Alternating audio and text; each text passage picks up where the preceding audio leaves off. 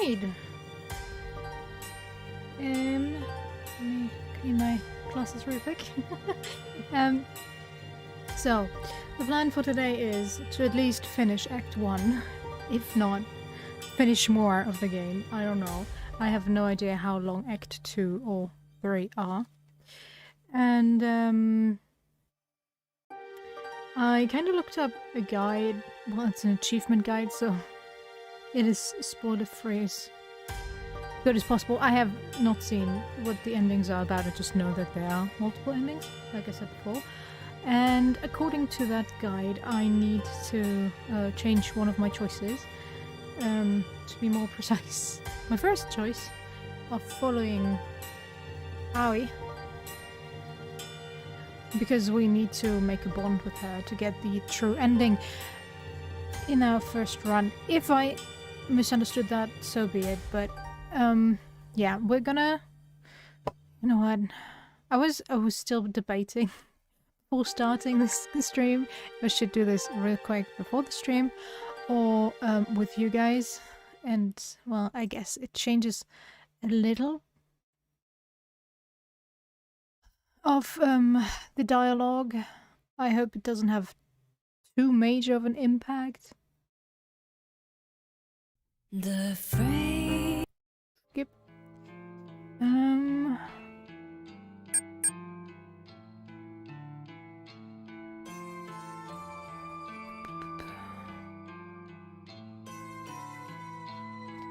Settings. Texts. Skip read only. Yeah, that's perfect. Then let's go to our first choice. Oh my god, that's already 6 days ago. I'm kind of ashamed how much time I spent on this. According to everyone else, 12-hour game. But yeah, let's run through this real quick.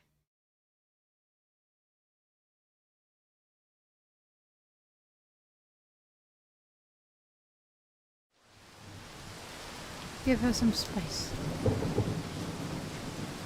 Alia is gone, and I didn't lift a finger to try and stop her.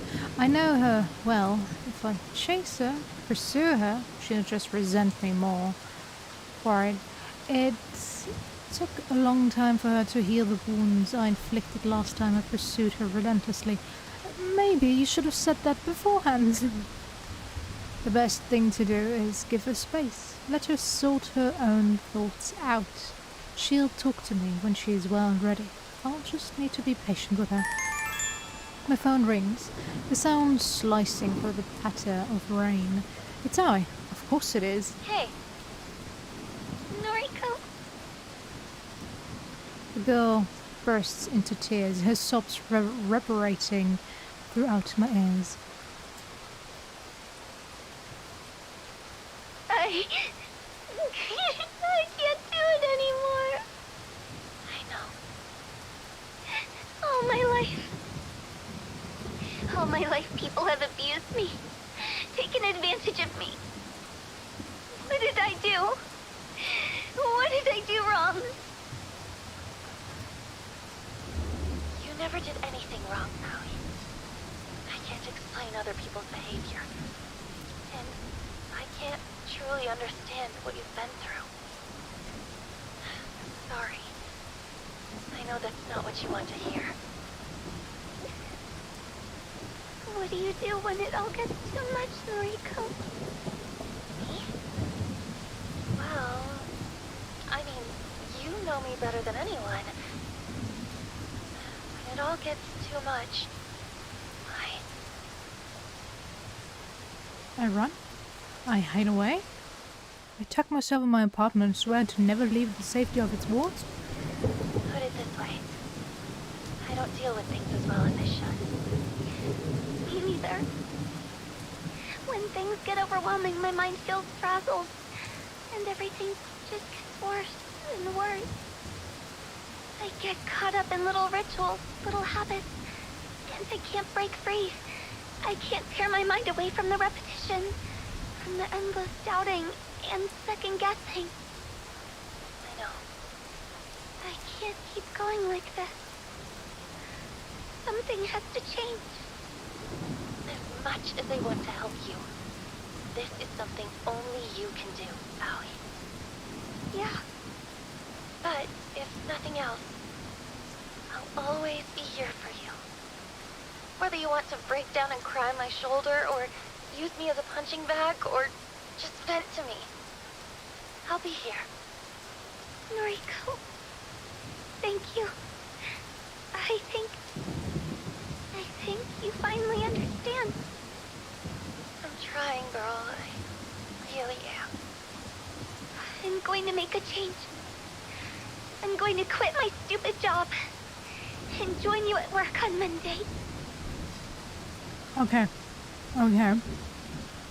I see now why there was this misunderstanding of Aoi joining them at the company. But then this conversation should have an impact or change the further conversation they'll have on Monday. Like, Noriko was super sure that Aoi would join her, even though in the conversation we had last time, when you follow her, which, I'll be honest, it is super strange that if you don't follow her, she immediately calls you and is like, I can't do that anymore. But if you do the thing of following her, she's like, how dare you follow me? You know that I can't deal with that. Like, yes, I understand. But then I would think she would take a bit longer to actually call you. But, oh well. But yeah, in this case, if you follow her, the conversation on Monday should be slightly different. There should be an impact to the conversation there, but there isn't. So either there was like a coding error or something, but oh well. We shall see, we shall continue, and I'll continue eating. Continue talking, girls. I'm fine. I promise I am going to get through this. I know you are. I never doubted you. Thank you. I'll talk to you later. Okay? I'll look forward to it.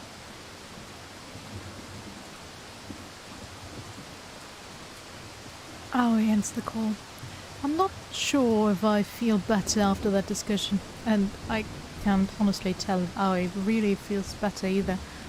I sigh and look up at the thick cloak of clouds above. The rain continues to fall.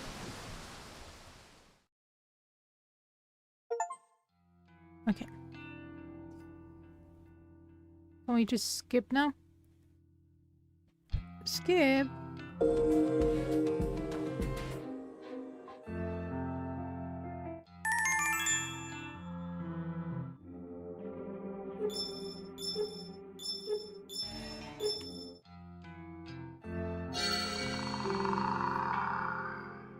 Why do I have to hold skip?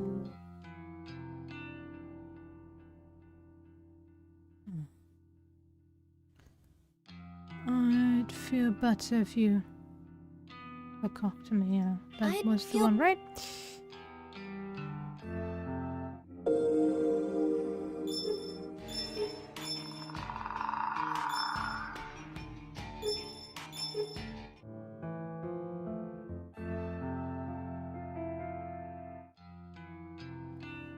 Ah.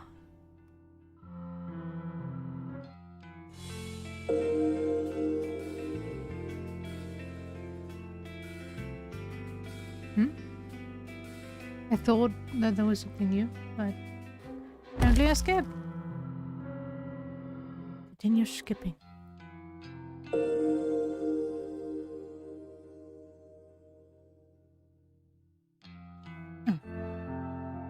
Sometimes they're weird. Tell me what's wrong. Tell me what's...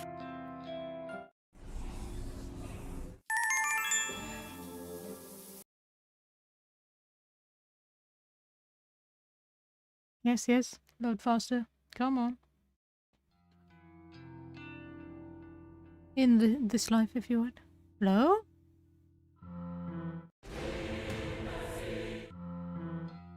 Skipping? Makes it look like I barely spent any time. Oh, this should have been quicker. But, oh well.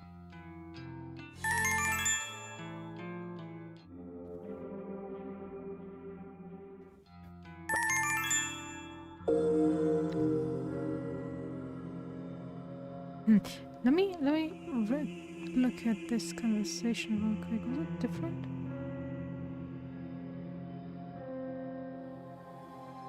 Doesn't seem like it.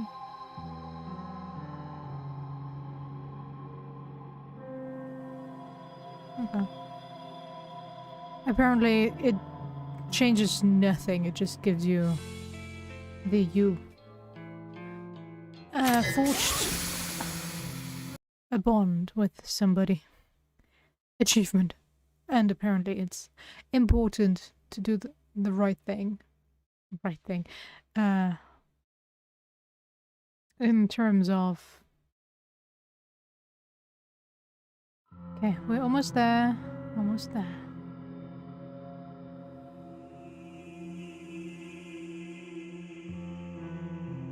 I think we had that already, but okay, let's see real quick. I'm baffled by the fact that Aoi followed Emmy home. I can't quite figure out what must have been going through her head all at the time. But right now, I don't have the time to worry about it. I need to finish up here at the factory. I noticed that I have an unread message on my phone. I open it up to find Aoi send me Emmy's full address. Well, at least we got the address. You got it? Nice. Shinya barely remembered the chick, apparently, so it wasn't really helpful, sorry. No trouble. We got what we needed. It's getting dark. Help me put some makeup on the corpse. Okay, show me that photo of Emmy again. We'd better do this properly. Right. Here.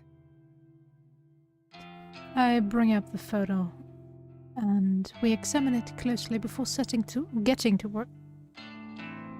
Setting to work is what was written there, but oh well. By the time I get home, I'm completely drained. I barely have the energy to open the front door. Today was an ordeal. It dragged on forever and ever, and yet it still felt like I didn't have enough time to get everything done. After changing out my vomit-stained clothes, I make myself a cup of tea. I'm hoping a few sips will help me relax and unwind. I sit down on the couch, cup in hand. When it's cool enough to drink, I take a sip and feel a little bit of today's pressure lift from my shoulders. My laptop is sitting next to me. I know I shouldn't bite off more than I can chew today. If I check for new requests, I'll probably regret it. I unfold the laptop and navigate to Corpse Girls' website. One new request. Shit. These are really beginning to pile up. I can't restrain myself from opening the request. Request details. Today, 3:03 p.m. local time. Victim's phone. Downloading image attachment. The request came in while I was busy with Kojiro and Tomoe. Probably around the time we were at the morgue. The image of the victim downloads. I stare intently at the picture of my older sister. Oh, okay, we're actually coming full circle, I didn't know. Yuriko Kurosawa, 28 years old, senior high school dropout, currently on parole after a short second stint in prison. Yuriko, what are the odds of you appearing here on my screen in my life? This moment. I haven't spoken to you for so long. I haven't seen you. I haven't even received contact from you, only to ignore it. Why are you here now? Why does somebody want you dead? I suppose it's not that hard to think why someone would request your death. I'm sure you have a lot of enemies thanks to the crew you run with. But for some reason, to actually use Corpse Girls' website to request your death? But for someone, wow. It's coincidental. Too coincidental. Just like everything that's been happening lately. Yuriko, I hate you so much. You abandoned me when I needed you. You abandoned Mother, even though she abandoned us first. I hate you. Corpse Girl never refused a request. It's one of her convictions. I'll never refuse a request. I closed the laptop's lid and rubbed my eyes. Tired. I'm so fucking tired.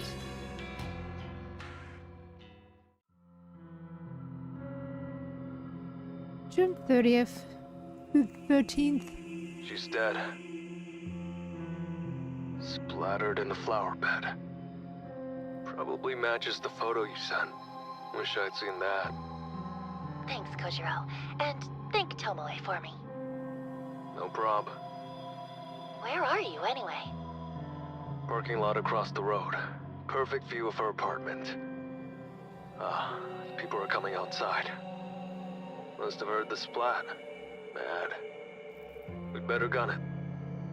See ya. Okay, bye. I hang up the phone and a smile fights its way across my tired face. Emmy Katsuno is dead. She killed herself thanks to the trauma of discovering her own corpse at her doorstep. Even though I forgot to send the corpse photo last night, I nearly fucked up our entire plan due to how exhausted I was. By some stroke of luck, I managed to wake up early this morning, thankfully. My first thought upon waking was to send the photo. Emmy would have received the picture only an hour before the time marked on it. It was a close call, a very close call, but I can't help but wonder if it worked in our favor. Kojiro and Tomoe rushed over to her apartment to deliver the corpse, forcing Emmy into a confrontation with the photo, an imminent time of death, and then the delivery of her own corpse, all in the space of an hour, worked to our advantage. It worked so well that I'm starting to consider making this our regular mode of operation. I glance at the burner phone atop the coffee table. Since Emmy is already dead, there's no point in me waiting 24 hours to discard it. I'll get rid of it right away. After that, I'll have to figure out what to do about the other remaining requests. I still have 2 photos of victims that I crafted on the same day I made Emmy's photo. With all the urgency of plotting Emmy's demise, I didn't have a chance to send them. I'll have to edit them a little bit because the timestamps on them are now out of date. But that's okay. It's a quick fix. And then there's the request for Yuriko Kurosawa.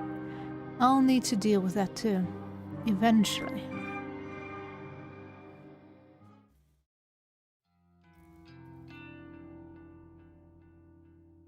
June 14th. Sunday. A quiet morning at the library is just what I need to escape from the chaotic whirlwind that I've been trapped in for the last few days or weeks. The place is silent as usual. There aren't many people around. I managed to find a seat in my favorite reading nook, and I leave my belongings in a chair to save my spot while I browse for a book to read. I can't bring myself to continue reading Strange Flower right now. Reading a book about corpses while trying to take a moment away from my own life is just not going to work for me. I scan the bookshelves and look for something light to read. Am I in the mood for a comedy? Probably not. A fantasy adventure? Maybe, though that's never really been my thing. Biographies are out of the question. So are history books. I can pretty much dismiss any non-fiction straight away. I'm just not in the mood. So what should I read? Thumb through a couple of trashy romance light novels. The covers look appealing, with attractive characters smiling and holding each other and falling in love. But the content within each one is utter crap. A housewife looks for love after her husband vanishes. A vampire lord seeks his vampire queen. A college student falls in love with his professor, only to find she's his long-lost sister. Are you sure those are light novels and not telenovelas.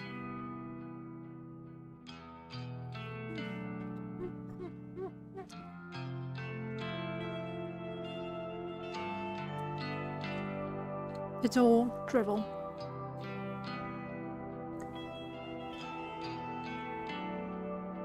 Sorry. I could write better stories than these, but maybe everyone thinks that way. Yes and no. You know, I dabbled into fanfiction writing a few years back. And I would say I'm not bad at it, but I'm not sure if I could write a full, let's say, 500-page book. I'm more into short stories, for sure.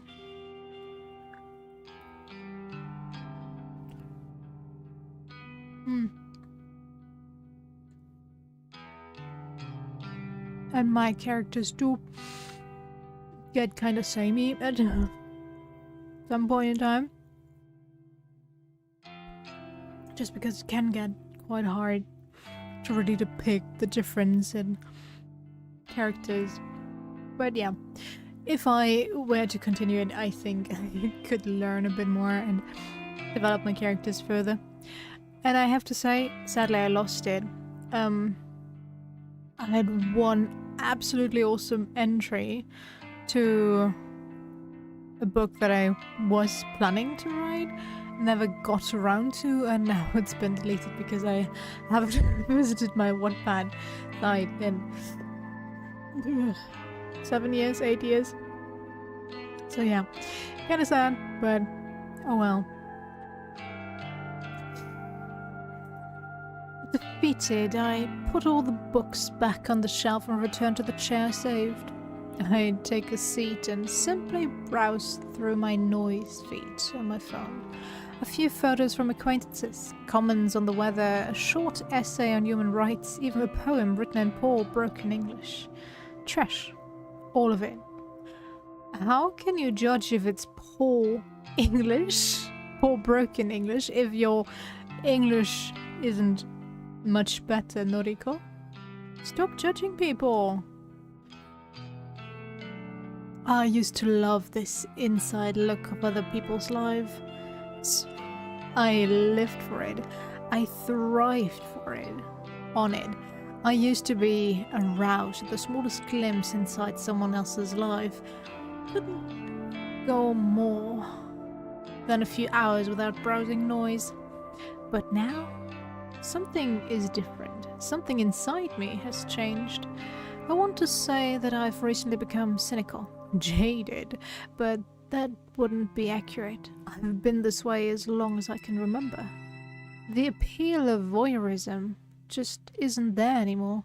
My growing ability to manipulate the lives and deaths of other people has ruined any pleasure I once gleaned from simply spying on them. I need more people to die. Maybe then I'll find satisfaction, ecstasy, release. I lean back in the chair and fold my arms across my chest. My foot taps against the carpeted floor impatiently. I won't find comfort in this library. I won't find relaxation. I'll only find whatever elusive feeling I'm looking for once Corpse Girls' work is complete. I can't rest yet, not now that things are beginning to escalate. I could be orchestrating the deaths of 3 people right now. The 2 women that had their deaths requested at the same time as Emmy, and my very own sister, Yuriko. People are counting on me. People are counting on Corpse Girl to deliver her judgment. I hoist the strap of my hand back over my shoulder and stand up. It's time for Corpse Girl to usher in a new era of human suffering.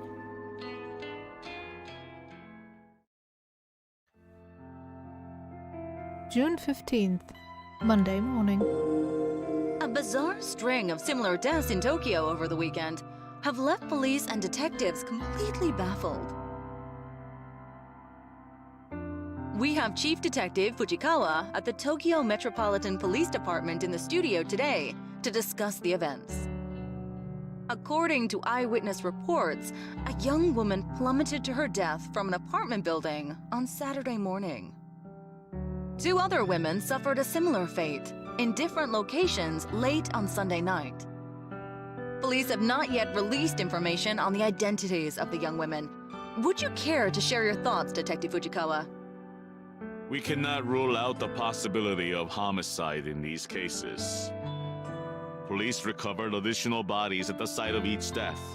In each instance, a look-alike corpse matching the appearance of the victim was found. They This just cannot be mere left them there? coincidence. I believe that a single perpetrator is behind the deaths of all 3 women. Are they stupid? Are they trying to get caught? Because this is how you get caught, people. They're gonna check the DNA of the corpses and double check where these bodies were supposed to be at. Meaning they will be able to trace it back to the morgue where they were staying at. Meaning they can probably pinpoint that at least Kojiro is connected to these deaths somehow.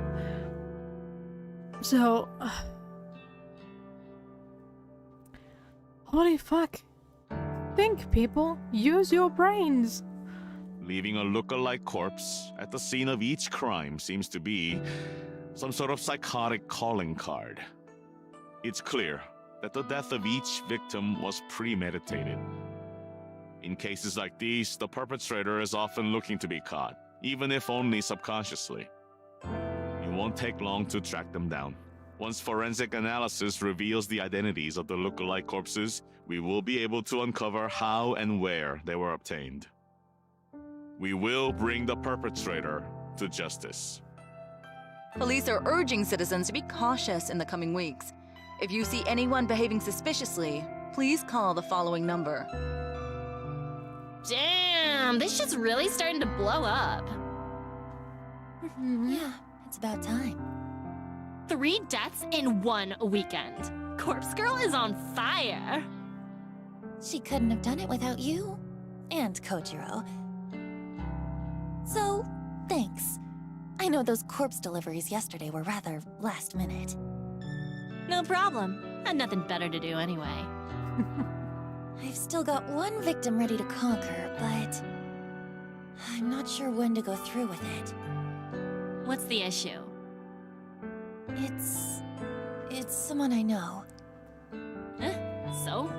Didn't bother you when we stuck it to that Emmy chick. This is a little different. It's my sister. Yo, hold up. You've got a sister? Mm-hmm. Yuriko. She's older than me. Shit. I'm like, someone requested her death through Corpse Girl's website? Seems like it. Jeez. What are the chances? I'm wondering the same thing. Well, think it over a bit longer. You might want to lay low for a while anyway. Sounds like Shinya's dad is all over this case. Sorry? Shinya's dad? That detective guy, Fujikawa. What?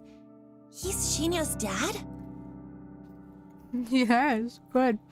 I did remember the names correctly. I think I called him Kurosawa last time, but yeah, Shinya's dad. Fujikawa. But yeah, I still made the right assumptions. I'm happy. Yep, friggin' scary guy. Had an awkward dinner with him and Shinya a while back. You already met his dad? You know, I met him once before. You did? He certainly was intimidating. But don't worry, we only met by chance. Had nothing to do with Corpse Girl. Alright, as long as he doesn't know your identity, you should be fine. Still, what's your next move? I'll think over what to do about my sister for a little longer. But as soon as more requests come through the website, I'm going to fulfill them. I don't have the luxury of time. I can't just lay low like you said. Sheesh, when did you grow a pair? I'm serious. I'm tired of lagging behind. Corpse Girl is on a winning streak now. It's up to me to keep it going. Okay, well, just let me know when you need me. Thanks. I will. Well, back to work or whatever. I'm still surprised that after she was so distraught, but maybe having killed Kotomi? That was her name, right? She's now perfectly fine in delivering and dressing up corpses to kill more people. Somewhere? Okay. That's a complete 180 just because you are now friends with her. I turn back to my computer after Tomoe leaves. 3 deaths in 1 weekend. Corpse Girl truly is at the top of her game. It was a bit of hard work, but in the end I managed to pull through, thanks to a bit of luck, of course. Yesterday, after returning home from the library, I had a sudden burst of inspiration. I ran a reverse image search on the photos of the 2 women that were submitted to Corpse Girl's website. It was pretty easy to locate their noise profiles thanks to that. I was kind of shocked when I saw that we all shared 2 mutual friends on noise, Emi Katsuno and Yuriko Kurosawa. A bit of digging through their profiles revealed their names to be Fuyumi Amano and Manami Sachiko. They both worked at the same store as Emi and my sister. It struck me then that all of these requests must be somehow related, but that didn't matter so much. Tracking down Amano's and Sachiko's addresses wasn't as difficult as I feared. I contacted Tomoe and she told me she was familiar with the store they worked at. She volunteered to head over there and see if she could access the employees' records. Apparently, the whole job was so easy that she managed to walk in and out in 3 minutes flat. She said that none of the staff even batted an eyelid as she walked in, and she simply strode into the back room, rummaged through the filing cabinet, and snapped a photo of the employee's contact sheet. What the hell? With that information at our disposal, nothing stood in our way of delivering lookalike corpses to their homes. A few hours shared between the morgue and the factory, and it was done. Both Amano and Sachiko killed themselves within an hour of each other. So far, the kill rate of delivering a photo and then a corpse is 100%. I can only imagine the thoughts that must go through someone's mind when they are faced with their own corpse. The looming dread, hopelessness, and fear of inevitability have proven to be so overwhelming that suicide becomes the only viable option. Because of this development, I finally ruled out the possibility of Corpse Girl's victims being murdered by some mysterious stranger. I only ever invented that theory due to the strange circumstances in which Ruri Hatano died. After all, she was hung from a scarecrow in an uncannily similar fashion to the Corpse Girl photo I invented for her. None of the other victims' deaths since then have made me truly suspect that another party could be involved. All of them have clearly been suicides, or in the case of Eiji Hanada, coincidental accidents.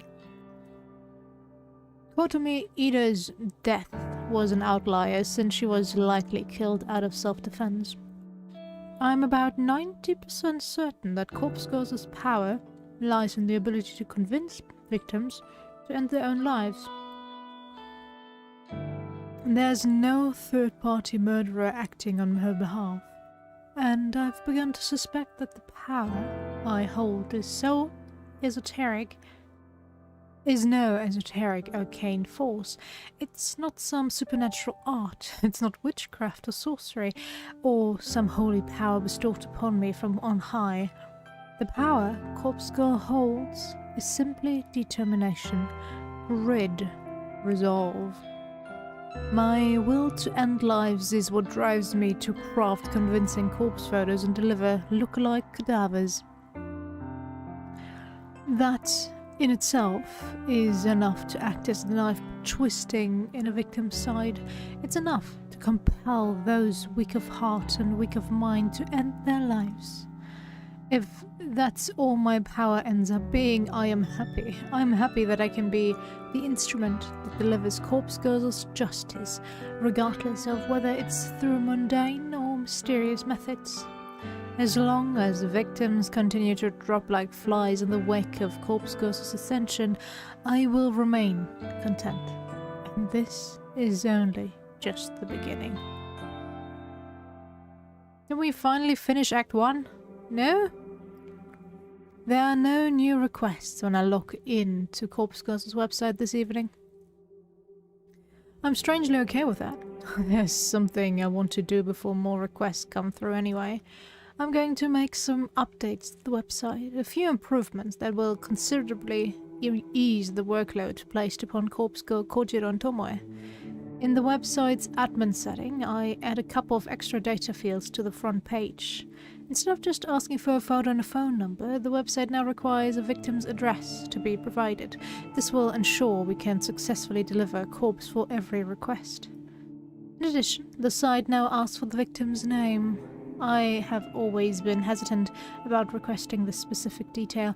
I think the address is harder to ask, but sure, whatever, if you say so. I never wanted to know the name. Standing on the outside and looking in, knowing someone's name would have allowed me to easily find victims online and go down the rabbit hole of spying on their private lives. My voyeuristic fetishes would have defeated me. I know myself, and I know that I would have become far too interested in a person to carry out their death. It's the same reason why I never reverse image searched a victim's photo before yesterday. Now that things are escalating, now that Corpse Girl needs the victim's address to ensure a kill, I have to get past all of that. I have to be strong for Corpse Girl. I'm somewhat relieved that the timing is suitable. After all, I haven't been as aroused as usual when stalking people online. I don't know if my libido is just low or if I truly have become uninterested in such things. Either way, I believe I'm able to cope with the burden of extra knowledge, learning victims' names, addresses, all of that. It's going to work in Corpse Girls' favor. And I'm surely strong enough now to not give in to temptation and succumb to the scopophilia that has plagued my existence for years. After adding the victim's name and address fields to the website, I decide to add one final touch. There's a particular line of text that describes how the site works. I've always liked it. It says, your victim will receive a photo of their own corpse shortly before they die. It's concise, and it perfectly sums up the intention of the website. However, it needs to be updated to correctly apply to Corpse Girls' new modus operandi. I changed the line ever so slightly, just enough to make a difference. It now reads, your victim will receive their own corpse shortly before they die. Some people might think it doesn't make sense. They'll think that maybe it's a typo or written by someone not familiar with the language. But it is completely intentional. Now that I've made all the changes to the website, I click the Save button in the admin panel. The changes are reflected immediately on the front page of the site. Corpse Girls' new and improved request form is online. With that done, I need to simply sit back and wait for some new requests to pour in. And it shouldn't take long once I put my next plan into motion. Because I finally figured out how my sister can be of use to me after all these years. She's going to help me become famous. Yuriko Kurosawa's death will ensure that everybody in Japan knows the name Corpse Girl.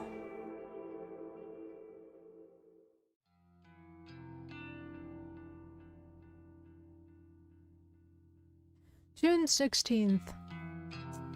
For the first time in a while, my fingers scraped against the bottom of the cabinet drawer. Oh shit. Oh shit, what? I fumble around and grab the last remaining burner phone in the drawer. It's a fairly modern handset from around 3 years ago. These newer models never retain their battery charge for more than a month or so when they've been inactive. Thankfully, it uses a generic charger, so I quickly plug it into the kitchen outlet and wait for it to return to life. That reminds me, the charger issue that she had at the mall was never resolved, was it? Well, her phone is alive again, so I guess she got a charger, but... oh. I glance back down at the open drawer. It's completely empty now. I'm going to need to restock my supply of burners if I hope to continue with Corpse Girls' work. I nervously bite my fingernails at the thought. Getting these phones isn't easy. It's free, yes, but not easy. And if I get busted trying to lift a stack of them, that might very well be the end of me. I'll have to obtain as many new phones as possible at some point today. Once Corpse Girl kills my sister, my website is going to explode with new requests. I need to be as prepared as possible. I decide to finish getting ready for work while the burner charges. As much as I'd like to simply skip out and deal with my sister, I do need to pop into the office. Missing too many days is going to lead to getting fired, and that might compromise my mission. I take my medication, I apply my makeup, I pack my handbag. It's all so mundane, but it's all so necessary. Each day is the same routine. There's some comfort to be found in that, especially for someone like me, but sometimes I remember the excitement of finding myself in new situations, even if those situations end up with me lying in the muck of a bathroom floor or against the stone-cold tiles of a morgue. When I'm ready to leave the apartment, I snatch the burner phone up and check the battery. It's at around 40%. That should be plenty. I stash it in my handbag so it's ready for action when the time comes. I'm out the door at the same time as every other day.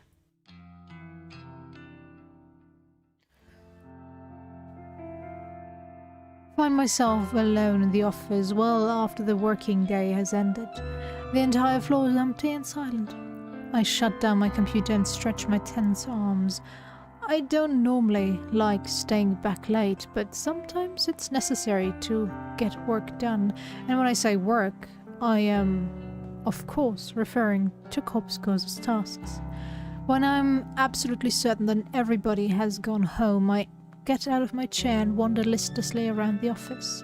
It's kind of nice having the place to myself. It's like my apartment, only bigger and colder, and without that terrible odor of mold that permeates the walls.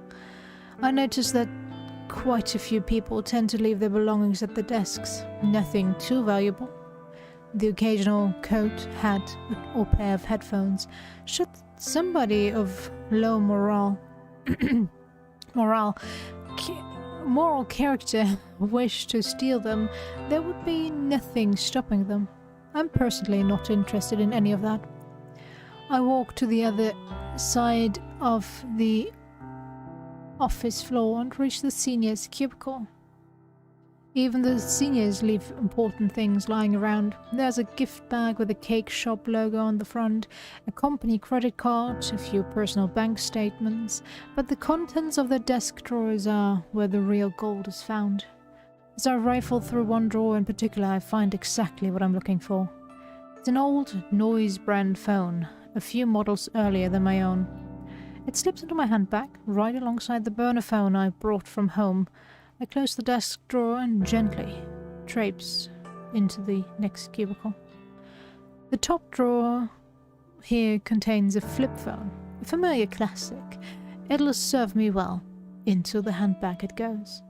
One of the main problems I have with this company, with any company in fact, is the wasteful attitude of management. Executives, seniors, and even some junior staff are provided with company phones. Basically, if you're expected to make calls on the job, the company will issue you a phone so that you don't have to use your own. However, with the rapid evolution of modern technology, phones often find themselves replaced or upgraded well before they cease functioning. And management doesn't care about recycling and repurposing unused, obsolete phones. The devices simply drift to the bottom of drawers or storage cabinets, destined to become forgotten within moments. Am I really doing the wrong thing by taking these phones off the company's hands? It's not like I'm stealing personal property from employees. I'm only taking what the company is likely to write off as business expense, and this is a multi-billion yen company. Are they really going to miss the odd, outdated device? I justified this to myself long ago. Ensuring these phones are used for a bigger purpose. And there's nothing bigger than fulfilling Corpse Girl's ambition. As I swipe the fourth or fifth phone, I hear the ding of the elevator from across the office floor. Shit. Someone's here. I need to get away from the cubicles without being seen. Noriko! Is that you? I must have ducked down a second too late because the voice identified me correctly. I scuttle forward on my knees just a little bit, so that I'm not so close to the cubicles. When I get to my feet, I'm halfway between the senior employees area and the juniors' open plan desks. Shinya? Shinya walks over from the elevator to greet me. Hi. You're here awfully late. What were you doing over there? That is, if you don't mind me asking. Oh. I lent my USB drive to one of the seniors earlier, and they didn't return it, so... Oh. Did you find it? Nope. Oh well. I'll ask about it tomorrow. I could help you look if you like. Seriously, it's okay. I'm about to head home anyway. What are you doing here? I left my wallet at my desk. Can you believe it? Luckily, I remembered before I took Tomoe out for dinner. I would have appeared to be quite the buffoon if I'd been unable to pay for our meal. Yeah, I suppose so. Hey, how are things anyway? Things with Tomoe are great. We are truly in love. Wow, okay, not exactly what I meant, but... How are things here? I mean, what happened with Kotomi and... That whole kerfuffle. Kerfuffle, Can you believe Miss Ida is dead now? Is it wrong of me to say that I'm happy she's dead? Is that an awful thing to admit? I gently shake my head, but I don't interrupt his train of thought. It's so bizarre. Especially considering our relationship and how determined she was to end my career. It bothers me that Shinya is still referring to the conflict between himself and Kotomi as a relationship. It would seem that she was the only one with animosity toward me. As such, the other executives said I'm welcome to work here as long as I like. In fact, they were even generous enough to give me a small salary raise. Wow! That's great, Shinya. I'm really happy for you. Thank you. It truly was a struggle there for a little while. Before my brain can even register what I'm saying, the following words tumble out of my mouth. Do you want to talk about it? Noriko, I know that I haven't been as open with you as I should have been. Maybe talking about it will help me put the whole thing behind me. I bite my tongue as I try to think of a way to back out of the situation. Oh, You know, if you're uncomfortable talking to me, maybe Tomoe can help? My objection is met with a smile. Looks like I'm in too deep now. Tomoe means well. She really does. But whenever I bring up the subject, she becomes visibly angry. Many a death threat against Miss Ida has been made aloud. I wouldn't be all too surprised if Tomoe was the one who killed her. There certainly is a motive there, after all. So you don't know who killed Kotomi? I don't even think the police know that much. Father showed me the photos of the crime scene. Chances are that whoever did kill her was also killed in return. Though, as abusive as she was toward me, I never took her as the type to instigate a mass murder. Your father showed you the pictures of the crime scene, meaning those five corpses brutally murdered. Yeah, great parenting. Very good parenting indeed. She was an angry person, yes. But that seemed to stem from a lack of fulfillment. That's what I assume, anyway. And I think that's the reason she made her advances on me. Shinya, I really am sorry. I'm so sorry that you had to go through such a traumatic experience. I thought I was going to lose everything. My job, my relationship. Miss Ida threatened to steal it all away from me, just so she could experience some form of power, some small manner of pleasure. Why do people do those things, Noriko? What joy is there even to be found in... I take my time to consider my reply.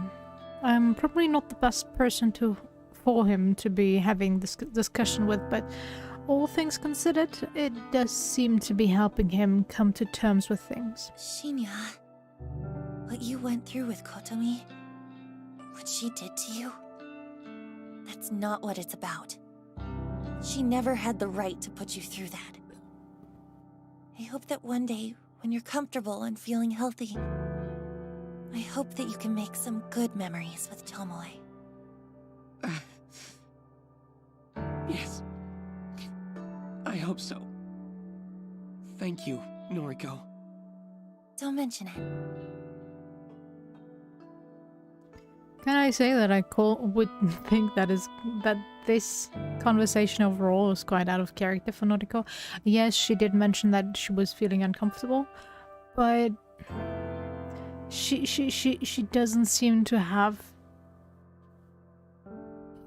really the ability to form human connections, meaningful human connections. And yes, you could say that she could keep up with Aoi, keep Aoi as a good friend.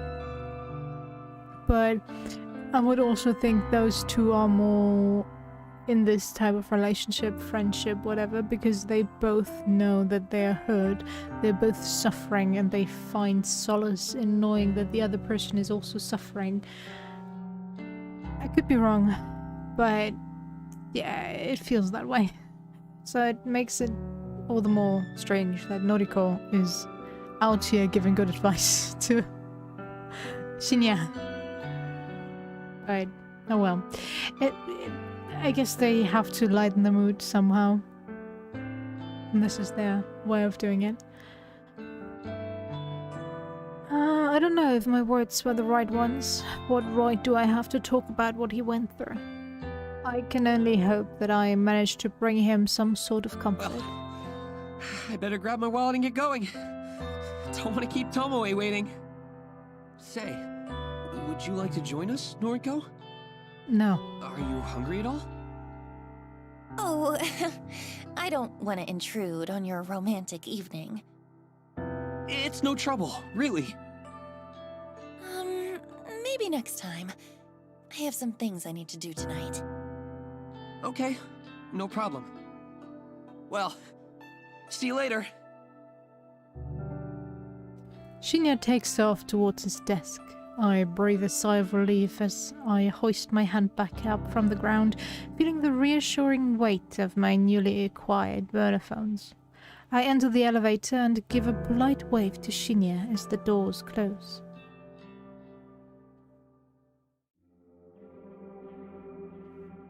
Give me a call back when you leave the restaurant. You want me to drive tonight? It has to be tonight. We talked about this. But Please. Kojiro is on standby as well. fine. Not like I've been dying to bring Shinya back to my place or nothing. Don't push Shinya. Let him tell you when he's ready. Yeah, I know. Look, I'll probably be out of the restaurant in an hour. That cool? Yes, thanks. Bye! The wire hangs up. I look down the street, my gaze aiming directly at the restaurant Tomoe is currently seated at with Shinya. I'll need to kill an hour around here, but what is there to do? I'm not exactly keen on the idea of window shopping. I don't even want to be here, but standing in one spot as dozens of people walk by is really nerve-wracking. I could go visit Ai at the maid cafe, but then I'd have to pay the table charge to enter, and I'd probably be pretty weird. It would probably be pretty weird to be served by girls in maid costumes. Not really my thing. As I glance around, I notice a 20-hour... Damn it! Brain, please work. I need to read. I notice a 24-hour manga cafe at the end of the street. That could actually be perfect. I could rent a quiet space for a few hundred yen and just read a book until it's time to go. No one there to bother me. In fact, the only person I'd need to speak to is the attendant at the counter. With my mind made up, I hurry along to the manga cafe. Pretty late. Come on, you're a night owl. What are you complaining about? Just making chit-chat. Well, instead of talking, how about you hold that flashlight still? I can't see what I'm doing with you waving it around. Yes, ma'am. I'm nearly done anyway. Fucking Yuriko. This wouldn't be so difficult if she didn't have different haircuts in every single photo on her profile. I'm just going to have to estimate the length of her hair for now. The corpse on the table in front of me looks like an uncanny clone of my sister. I snip away a little more hair from a fringe and then put the scissors aside. You must be close. The opposite. Makeup's done! Thanks. Looks good. Tomoe beams as she puts the cap back on the lipstick in her hand. I think we're done. I really hope that they're using different makeup themselves and the corpses. I don't know. Can you zip up the bag? I really need to wash my hands. You got it, boss. I step back from the corpse and plunge my hands into the ice-cold bucket of water on the factory floor. I have to admit that we've become pretty good at this whole thing. In just a week or so, we've managed to refine our art and synchronize our duties. Okay, load her in the van. I'm going to send the corpse photo now. You sure about this? You think she's gonna be awake this time of night? I'm positive. This is the best time to do it. According to a noise feed, Yuriko Kurosawa is currently attending a massive party. I'm sure the venue will be packed to the brim with her scumbag friends. She's been posting about it for days. It wasn't hard for me to find out all the information I needed, since whoever organized the party posted it as a public event. Yuriko is about to receive a photo of her own corpse, and in less than an hour's time, she is going to receive a carbon copy corpse. in a body bag in front of at least 100 people. The mass panic that will break out is sure to be hilarious. I don't want to miss it, and I don't want to miss my sister's final moments. Maybe she'll kill herself in front of her closest friends, or maybe the terror will slowly eat away at her and she'll go home first before deciding she just can't take it anymore. I'm happy with either result. She's finally going to get what she deserves. I hate her so much. She's a low-life degenerate, a delinquent, the utter scum of the earth. And she never calls me. I doubt she remembers I even exist. Ready to go? I snap out of my thoughts and look at the phone that I've been subconsciously holding in a feeble grip. It's the burner I picked up from home earlier this morning. Yuriko's corpse photo is glowing on the screen, ready to be launched into the network. I hit send. Okay. Kojiro nods and holds the zipped-up body back onto his shoulder. The weight of the cadaver inside causes him to stumble a little, but he regains his balance and shuffles towards the factory entrance. I examine the body bag as Kojiro carries it. It's the same white HRP that we picked up from the morgue, but I've made a rather nice adjustment to it. Big bold letters are scrawled along the side in purple and black permanent marker. It says, "With love, from Corpse Girl." Underneath the massive letters in smaller script is Corpse Girl's website address. The scribble of a cute anime girl decorates the other side of the bag. It's the very same character that dances animatedly on Corpse Girl's website. Tome told me this was a bold move. Kojiro didn't seem to care. Yuriko Kurosawa is about to be publicly executed. Tonight is the night that Corpse Girl becomes known to the world. That reminds me, didn't they go 50-50 on the corpses? And it doesn't seem like Kojiro is getting any corpse. Or she just doesn't feel like mentioning it. Who knows? This is the quietest house party I've ever witnessed. I only managed to catch a glimpse of it before Kojiro shields my eyes with ice-cold hand. His ice-cold hand. I want to object to him censoring my vision, but the smell of blood causes me to slump against his shoulder and resort to whimpering quietly as he places me gently on the ground. The vision of the house party from hell is still vivid behind my closed eyelids.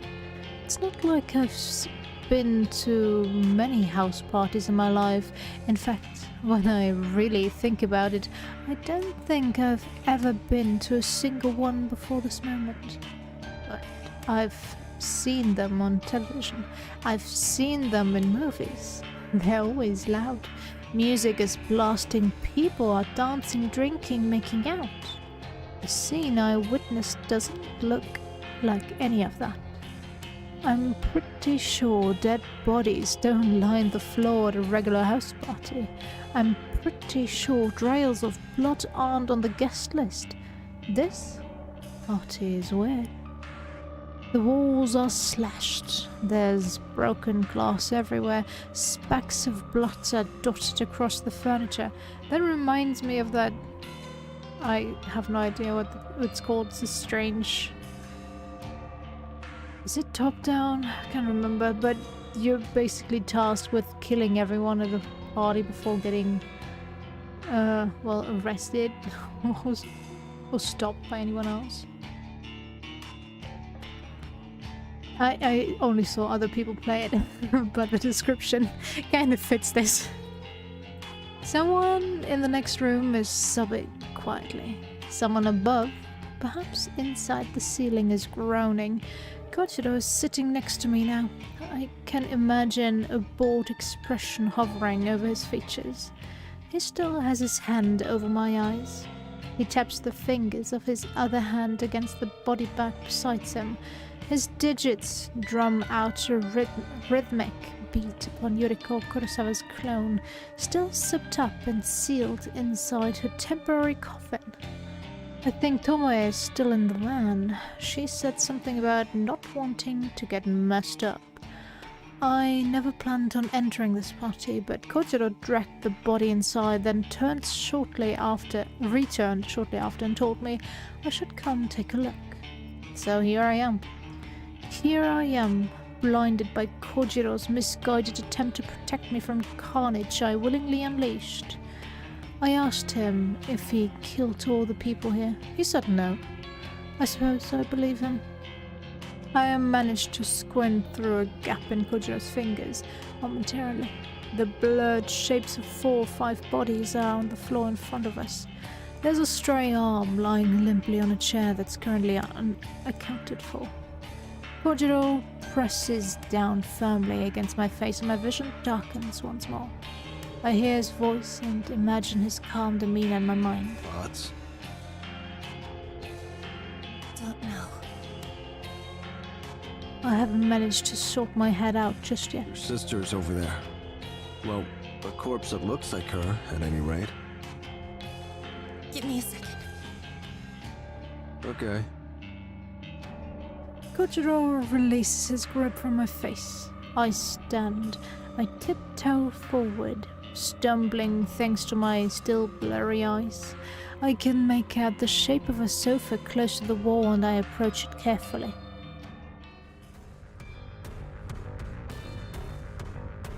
The empty gap between the sofa and the wall is a 3-foot wide space, and I'm not sure why the owner of this house doesn't keep the sofa directly against the wall. The empty space here seems kind of useless. Maybe if the sofa is all the way against the wall, it becomes too far from the TV. That's a possibility. I would personally just get a bigger TV so that the sofa can be kept comfortably flush with the wall. The gap here really annoys me. It's making me irritated. I want to push the sofa back myself, but I know I don't have the strength. I can't even push this tiny sofa. Noriko, you really need some training. It's a massive thing, bigger than I am, and maybe even bigger than Corpse Girl. Even if I was strong enough to move it, there's still the issue of my sister lying here between the sofa and the wall. She's in the way. I'd have to move her first, and the thought of touching her is absolutely disgusting. Even when she was alive, I never wanted to touch her. She's a foul excuse for a human being. Hey, Yuriko. Long time no see. She doesn't You respond. don't look so hot. Guess I'm prettier now, huh? Why do you never call me? She really has a grudge against her. Oh, had one. Whatever. Because she never I called. wouldn't answer the phone anyway. She doesn't say anything. The sound someone grunting behind me does interrupt my concentration. I assume it's just Kojiro clearing his throat. Have you seen Mother lately? I haven't heard from her in a while. I'm sure she's fine. Are you still on parole? I heard you were working at a clothing store. Yeah, I'm fine. I'm working for Temujin at the moment. Yuriko nods. It's okay. There are worse jobs, I'm sure. How did you get that cut across your throat? Does it hurt? I reach forward and slip my fingers inside Yuriko's gashed throat. When I remove them, I frown at the red blood dripping down into the gap between my knuckles. That's disgusting. Why did you do it then? Remember when you bandaged me up after I busted my knee? You said Mother would be mad if she found out that you hurt me. So you tried your best to fix me up before she got home. she found out, though. I think she's going to find out about this, too. There's no way you can keep this from her, Yu. Yuriko smiles gently. I wipe the blood onto my skirt. Oh? Him? That's Kojiro. He's a friend. Can we get out of here? Maybe someone already called the police, and this is making you look even weirder than you already are? No, there's nothing between us. I hear the grunt from behind once more. I know. You're actually nicer than I remember. Why couldn't you ever be this nice when we were kids? If you'd been this nice to me, then maybe I wouldn't have spent my entire teenage life wishing you would drop dead. Oh, I guess my wishes came true after all. Yuriko laughs along with me. It doesn't sound like the laugh I remember. It's more like a gurgle, like she has something caught in her throat.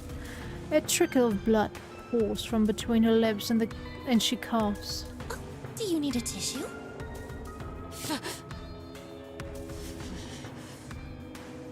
Here.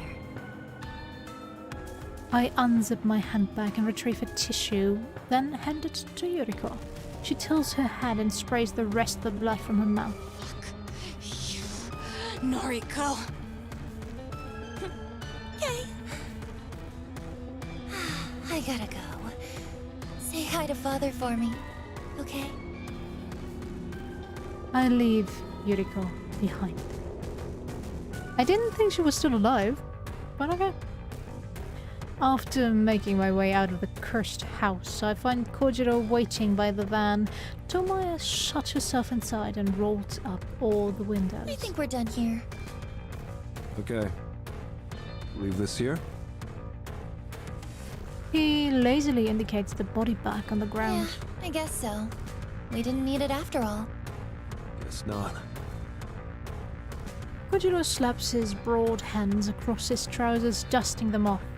He cocks his neck to the side and stretches his limbs. I make an attempt to reach for the van door, but Kojiro stops me. Not curious about what happened? Only a little. She's dead, though.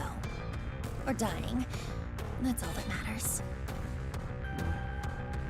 Oh, actually, give me 1 second. I quickly dart back into the house. I weave across the room and duck behind the sofa once more. Yuriko is silent and unmoving. I do my best to push her body to the side with my skeletal arms.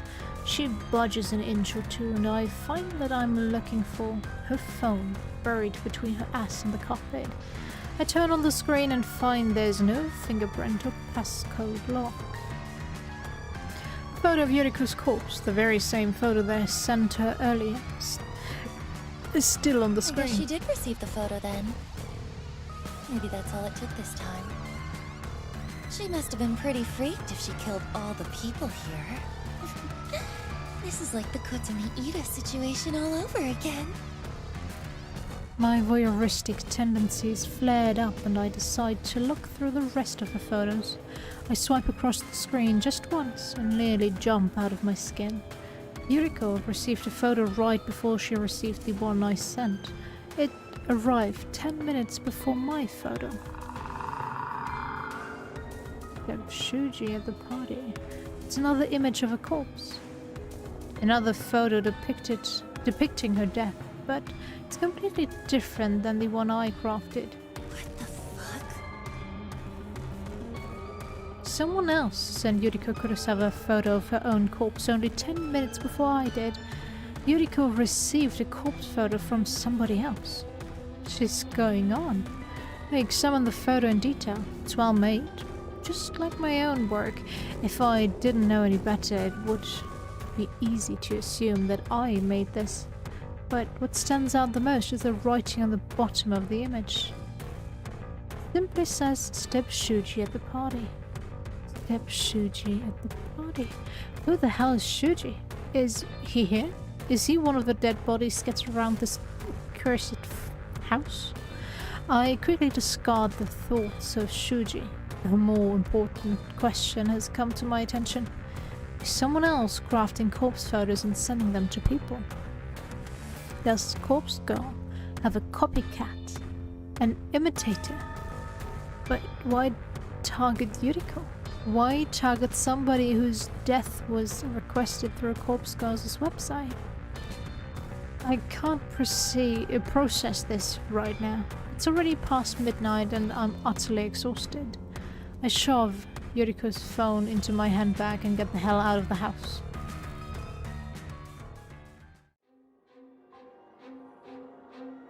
June 17th, Wednesday morning. Today is not a suitable day to go to the office. Today is not a suitable day to wake up and shower. Today is not a suitable day to force those tiny pills down my throat. Today is a day to lay in bed and rest my face on the pillow caked like with yesterday's makeup.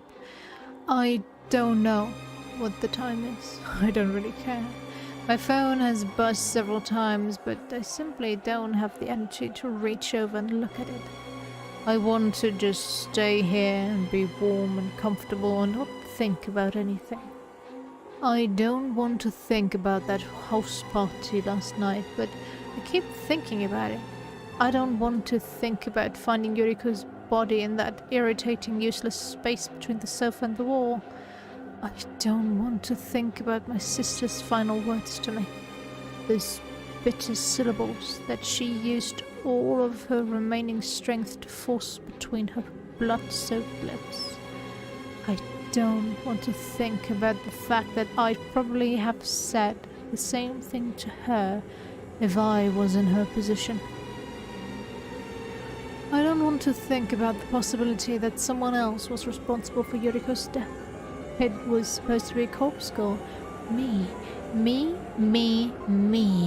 I was supposed to be responsible for my sister's death. Somebody else caused her death. How dare they steal that from me? How dare they? Copycat. And nobody. The more that I don't think about it, the more I find myself thinking about it. Think. Why would somebody copy Corpse Girl's methods? How would somebody copy Corpse Girl's methods? Corpse Girl is mine. Mine. Corpse Girl belongs to me. I'm not infamous enough yet to have an imposter. Surely I'd be kidding myself with delusions of grandeur to think that I've earned an imitator. The fact remains that somebody sent Yuriko a corpse photo that was meticulously edited and just as convincing as anything I could make. I just was thinking about how her new modus operandi is sending a corpse. And if the victims are on the other end of Japan, it could be hard to get that corpse over there in time. But what do I know? And those instructions. Stab Shuji at the party. Stab Shuji. Did Yuriko do it? Did she pull a knife and slit Shuji's throat? What about the other people at the party lying cold on the floor? Did she kill them as well? Did Yuriko imitate Kotomi Ida's final moments and cut down a swath of people, all in an effort to spare her own life? And then, who turned the knife on Yuriko? Someone acting in self-defense? Did she kill them too? There are too many questions and are not nearly enough answers to satisfy my hungry mind. In an effort to find a silver lining in this whole situation, I think about how Kojiro left the body back at the party. Hopefully the police will discover the corpse and link Corpse Girl to the murder scene. Her name and website are written all over the HRP after all. Everything might work out. As long as Corpse Girl claims the credit for the deaths, my popularity still has a chance of skyrocketing. Her my website will be inundated with new requests from people begging for me or Corpse Girl to kill on their behalf. Yes, last night's slaughter might actually be the best thing that could have happened. I'll happily steal the credit to propel Corpse Girl's name to the stars. I roll over and bite my pillow until it's soaked through with the saliva and blood, and I scream until my lungs give out.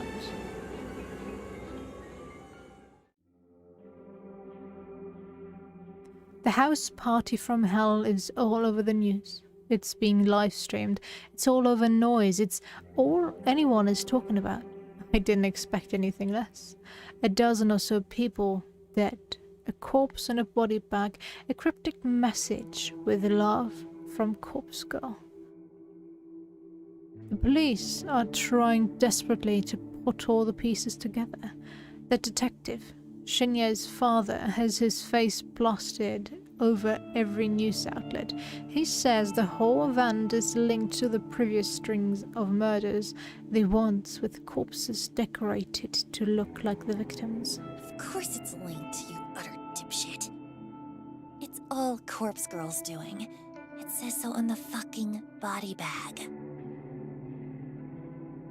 Except this wasn't Corpse Girl's doing. But the more I lie to myself, the better I feel. I'm the only one who knows that a copycat was responsible for the deaths. I'm the only one who has seen the photo with the instructions to kill Shuji. I've still got Yuriko's phone, that all-important piece of evidence that will surely serve me better than the police. According to various threats on Noise Channel, the police try to redact the image of the body bag with Corpse Girl's website written on it, but once something is on the internet, it's pretty much impossible to remove it. The fact that the police wanted it deleted only served to increase the speed at which the image spread. 1,000 posts around the web are all asking the same thing. Who is Corpse Girl? Apparently, a lot of people are too scared to visit the website. They fear it might incriminate them, like the police are all ready to knock down the door of anyone who visits the site. Yeah, right, but that reluctance, that hesitance, hasn't conquered the hearts of the truly curious. Corpse Girl's website has received over 1,000 visitors today. The overwhelming majority of IP addresses accessing the site are based in Tokyo, even though the murders are known all over Japan. The news outlets in Tokyo are really having a field day with it. I expected most of the web traffic to be local, but it's still nice to see some visitors from elsewhere. Osaka, Kyoto, Sapporo, Fukuoka. Well, hell. There were even 2 hits from the US. And Corpse Girl is finally becoming well known. However, despite the influx of web traffic, not a single request has been made. I pout in annoyance as I stare at my laptop screen. The request inbox shows no unread messages. It's almost too difficult to believe. I wonder if the changes I made to the site's front page have deterred people from using it. I'm asking for a lot more information now. A victim's name and address are now necessary to submit a request. I'm about to shut down my laptop in annoyance when a little detail grabs my attention. The last message in the request inbox. It's stamped with the time and date. Today, 5:45 p.m. About 15 minutes ago. Huh? This request can't have come through this evening. It's been marked as read, which means I've already opened it. Curious, I click on the message. The photo that downloads is of somebody I have never seen before. An unremarkable man, but someone that I would instantly recognize if I had previously opened this request. I returned to the inbox and examined the times and dates of each message in closer detail. Every message is marked as read, so I had assumed all of these were requests from previous days, but it would seem that I was wrong. The messages are all from today. There's an entire page full of requests that have been made just this morning, 25 in total. Holy shit. Why are they all marked as read? I haven't seen any of these. I madly open all of them. The photos of victims quickly download in succession and I skim through them. Not a single familiar face. What's going on? As I'm making my way through each message, a brand new request pops up at the top of the screen. I'm about to click on it when it suddenly turns grey. The tiny little closed envelope icon next to the message transforms into an open envelope right before my eyes. I'm struck with a single terrifying thought. Somebody is reading these requests before me. Somebody somehow has gained access to Corpse Girls' request inbox, and they are reading every single new request before I do. Somebody else has access to these requests. Can't believe it. I'm so shocked that I don't know what to do. I stare blankly at the screen, my mouth hanging open in disbelief. Somebody hacked into my website? In a desperate bid to regain my composure and a measure of control, I hunch over the laptop and begin tapping at the keyboard. I access the site's security settings in order to check the most recent visitors. All of the traffic is only accessing the front page of the website, as it should be, but one other user has accessed the site's admin panel directly. The security settings show that 2 people are currently logged into the admin panel, myself and some stranger. I look up the IP address of the visitor and find that it's based in Tokyo. Perhaps someone who saw the news reports about Corpse Girl decided to try hacking into my website. I cannot abide a blasphemous transgression like this. How dare they set foot upon my holy soil? I'm burning with rage as I click into the site's advanced security settings. I'll change my password. I'll ban the hacker's IP address. I'll kill them! Okay, chill. I'll kill them Michael. for defiling Corpse Girl's website!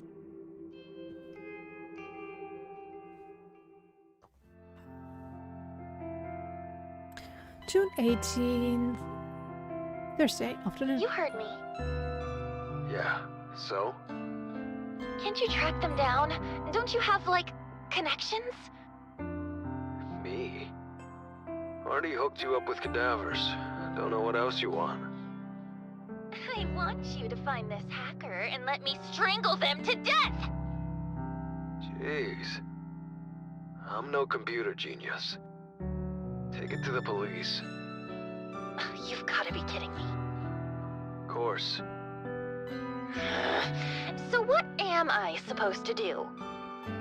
Find someone else. Besides, you still owe me. Excuse me? What exactly do I owe you? My share of the corpses. Remember our deal? It's take with you. We're supposed to share. Come on, what do you need me for? You're capable of getting the cadavers yourself now that you know how. Just ask Tomoe to drive for you. Can I store them at the factory? Store them? For how long? Don't know. Weeks? They'll rot. That's why I won't take them home. It'll stink up the whole place. We had a deal. Fine. Store them at the factory. I don't care. What do you want them for, anyway? Tut. Not allowed to ask. Good luck with your hacker. Gotta go. Right. Thanks for nothing.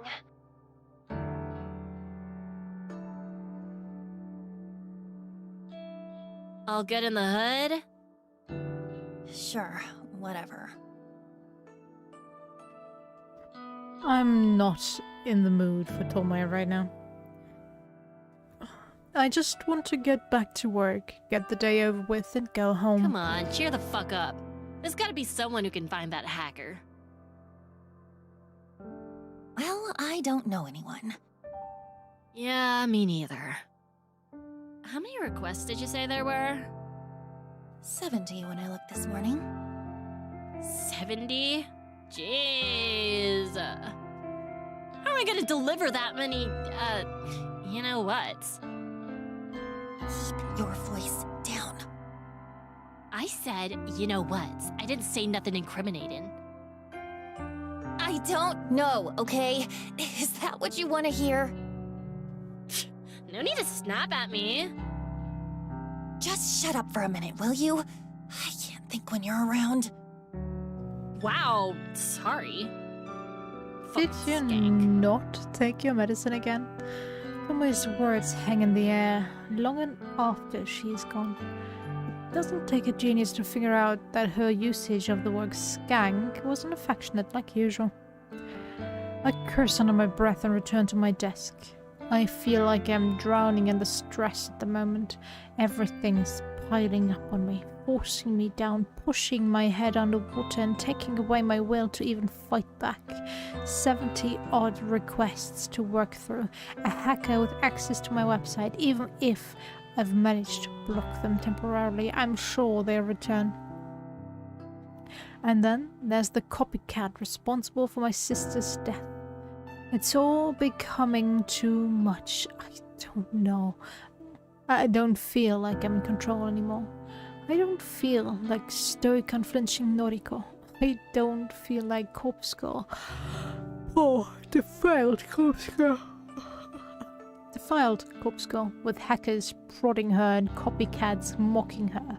If I don't feel like Noriko and I don't feel like Corpse Girl, then just who the fuck am I? Weird. Noriko, June 19, Thank Friday you for night. meeting me after work. I hope you don't mind eating at this restaurant. Of course, it's no trouble. It's Why nice to see are you. you in your I mate's feel like we only outfit? ever talk on the phone these days. Yeah. Is something troubling you? I'm not sure why I asked I to meet me. Part of me wants someone to talk to.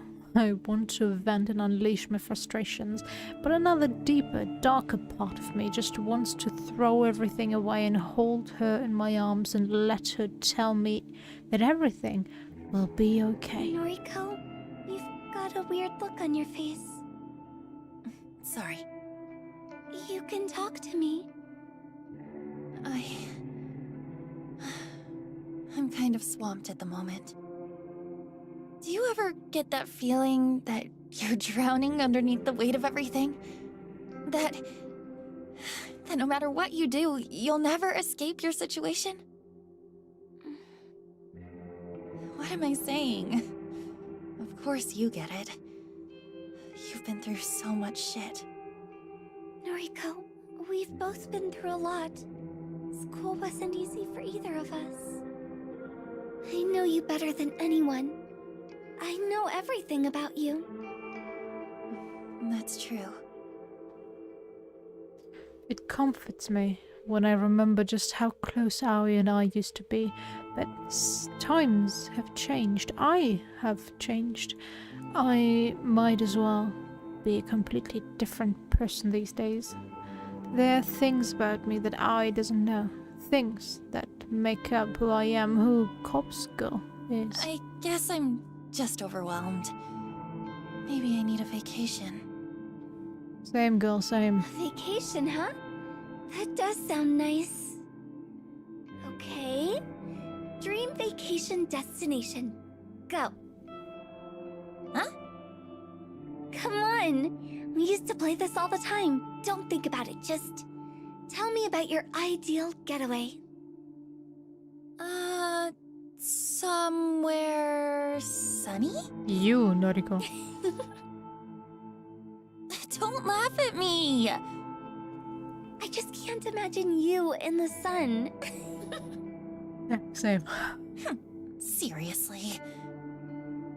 You said dream vacation, so... Yeah. In my dreams, I'd like to go somewhere sunny. Maybe Hawaii or Australia. Could you imagine me with a tan? You should go. Go to Hawaii or Australia or wherever. Do something good for yourself. Aoi. Come on. You know it's not that simple. But why not? Really? How can you, of all people, ask me that? What's that supposed to mean? You can't even leave your apartment without checking that the light is off, or that the faucet isn't running. You need to check, like, 10 or 20 times. I'm aware. At least I can go out. Hey, I'm out right now, aren't I? Are you? Excuse me? Does a safe little place like this even count? How is this any different than your tiny apartment? Okay, It's judgment completely lie. different. I'm surrounded by people, and... It's the same. You don't go anywhere new. You're too terrified to step outside of your comfort zone. Oh, come on. You can't talk. You couldn't even start working at the office with me because you were too anxious to leave your apartment. Okay. That's not fair. If I'm not certain about Girls, everything, girls. then it's too hard to... Girls, chill. Why are we fighting? We Yeah. both know what we're battling with, so... Why? I don't know. I'm sorry. I'm sorry too. We sit in uncomfortable silence for a while. Every now and then, Aoi shuffles on her seat and checks her phone. I said some nasty things to her. Sometimes I talk before I can even think twice about what I'm saying. Aoi? Tell me about your dream vacation. Mine? I'd actually like to go somewhere colder. I like the cold. I like to wrap up in blankets and sip hot cocoa. Maybe a winter getaway to Switzerland or Norway. That doesn't sound half bad. There's something nice about snuggling up in the cold.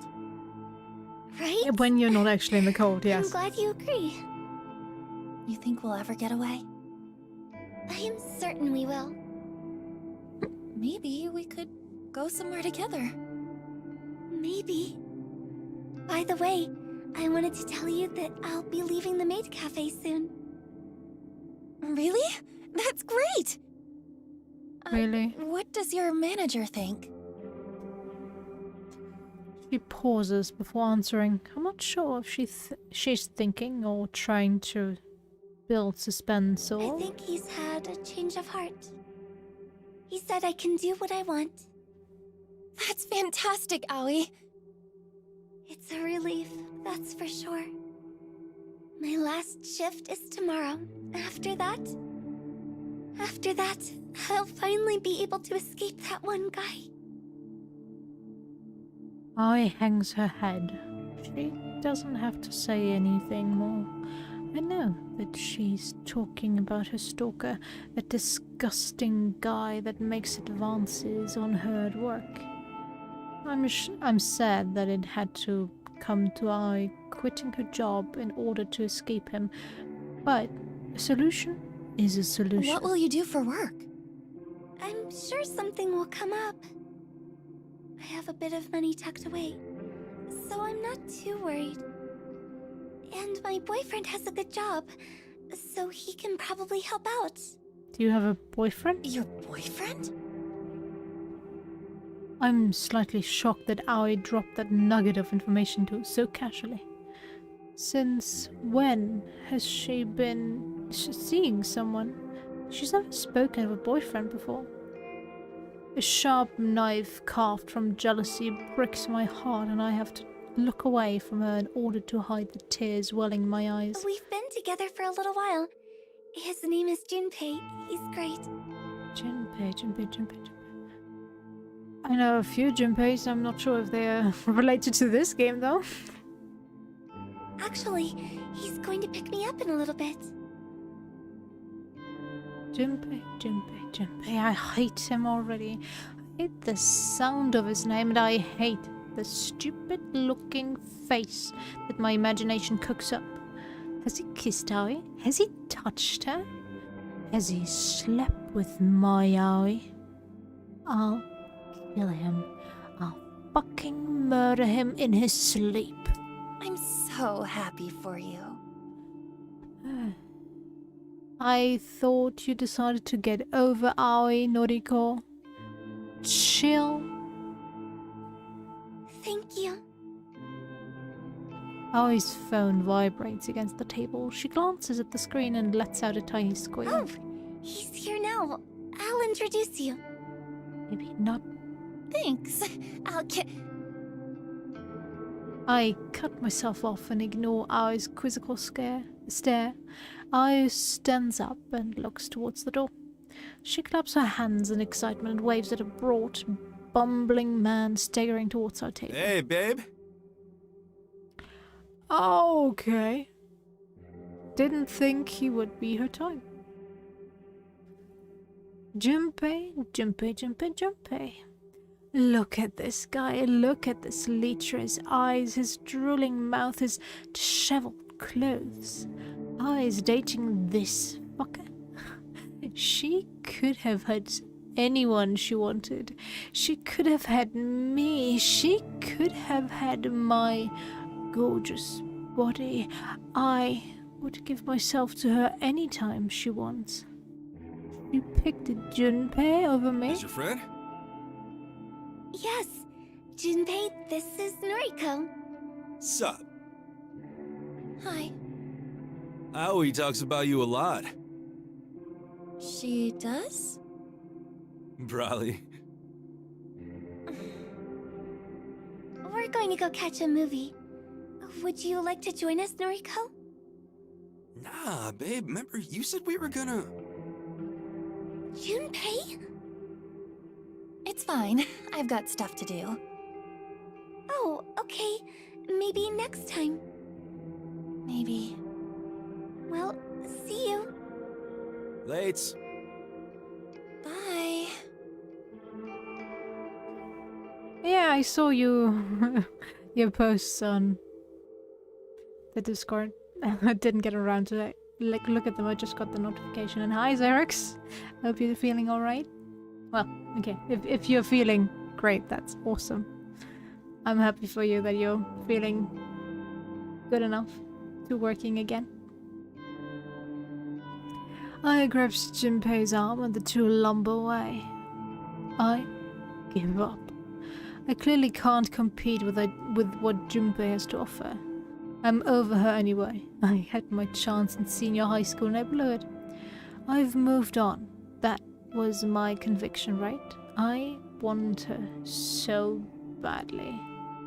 And my evening is going alright. I'm just tired. I shouldn't be streaming much longer, but I want to finish Act 1. I want this achievement to pop up. Act 1 complete. Please, game. We've been playing for like 14 hours and we're not at the achievement of Act 1 yet. But I'll just keep moving forward. I'll find someone else to fill the void until I can have her. I'm over her. I'm over all of this. Junpei isn't even worth killing. I don't have the time to waste on him anyway. I have something like 70 requests to work on. I don't have time to be relaxing here.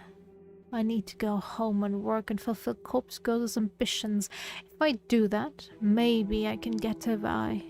And if Corpse Girl becomes famous enough, maybe I will respect respect me and love me, and we can be together, and we can go to Hawaii or Australia or Switzerland or Norway and drink hot cocoa in the sun and snuggle up together to stay cold, and we can get over our fears and anxieties together, and we will always be happy, even if Junpei dies, and Aoi wouldn't even care about it, and she could just kiss me on the beach, and we'd be so happy together. Everything would be so much better if... Sorry. Yeah,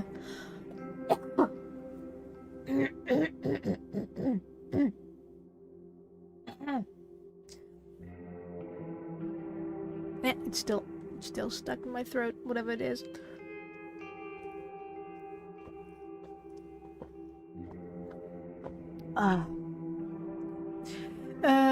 Everything would be so much better if Corpse Girl could get her shit together and just pull herself up from my mind and not drown in the endless thoughts of what if and who and why that circulate like draining water within my brain.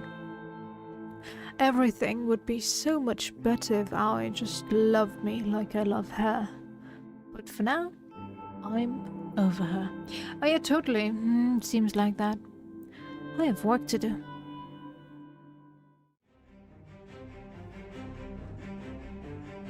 Each corpse blurs into the next.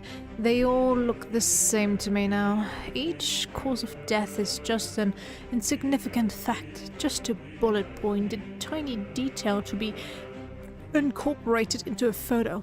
I've lost track of how many photos I've created tonight. 20? 30? But the requests keep coming in.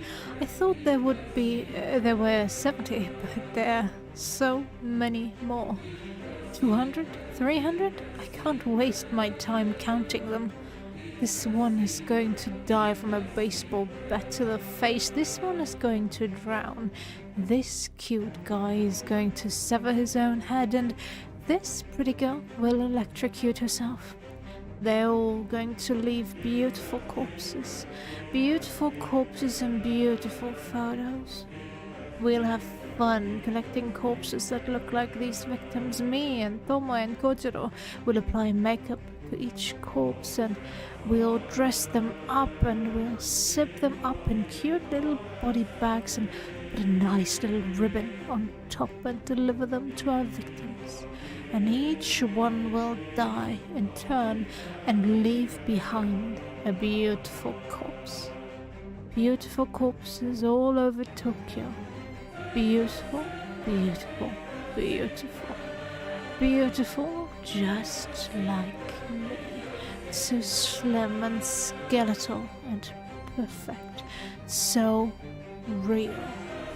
Each corpse will look just a little bit like me. Gorgeous. Kojiro called me gorgeous once. Aoi has never called me gorgeous. I don't have enough burner phones to send out all these photos. I'll have to use each phone multiple times. Maybe I can send 10 photos from a phone before I dump it. That's a good idea. It will reduce the amount of work. We also won't have enough room in the van to collect so many corpses from the morgue. We'll have to make a few trips, back and forth, from the morgue to the factory to the morgue. I wonder how many bodies we can fit inside at once. 5? 10? 15 if we stack them all on top of each other. I wonder if I could squeeze in between them instead of sitting in the passenger seat. I'm pretty small and pretty skinny. I could probably zip myself up in a body bag and hide amongst the cadavers and pop out and scare Kojiro when he opens up the van to unload them. Boo! Got you, Kojiro. Bet you didn't know I was in here with the corpses.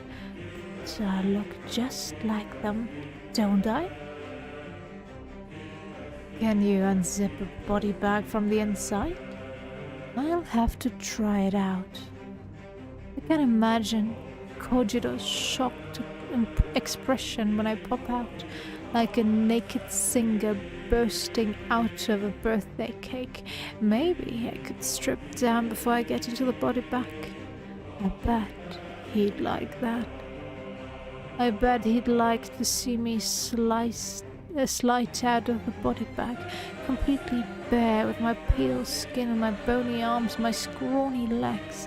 His eyes would pop out of his skull when he looks at my prominent ribcage and my hips and my tiny little flat breasts. He'd probably think about it every night before he goes to sleep and fantasize about me and my perfect body, and he'd dream about cuddling up with me in the body bag and hiding between the cadavers in the van.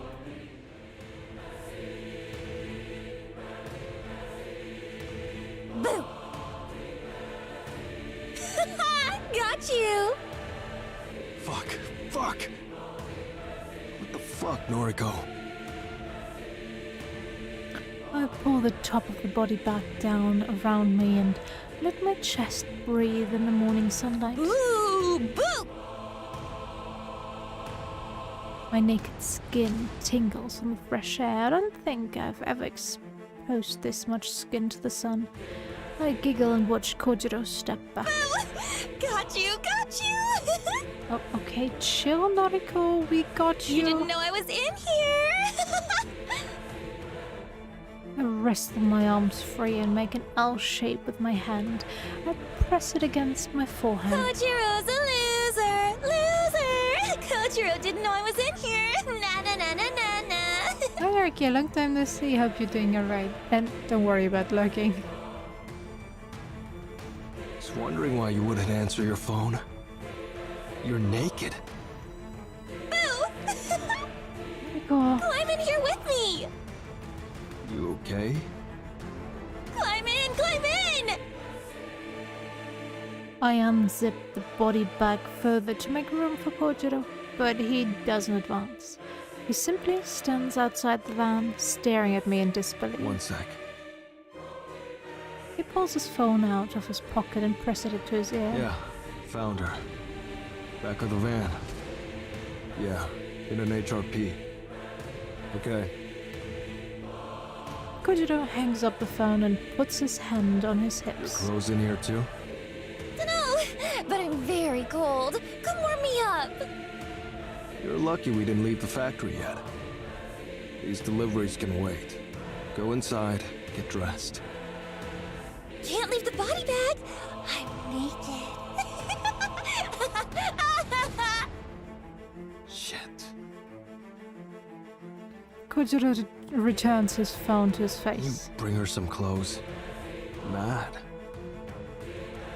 Kojiro approaches the van. He ducks his head under the roof and stares into my eyes. Tomoe's coming outside. She has clothes.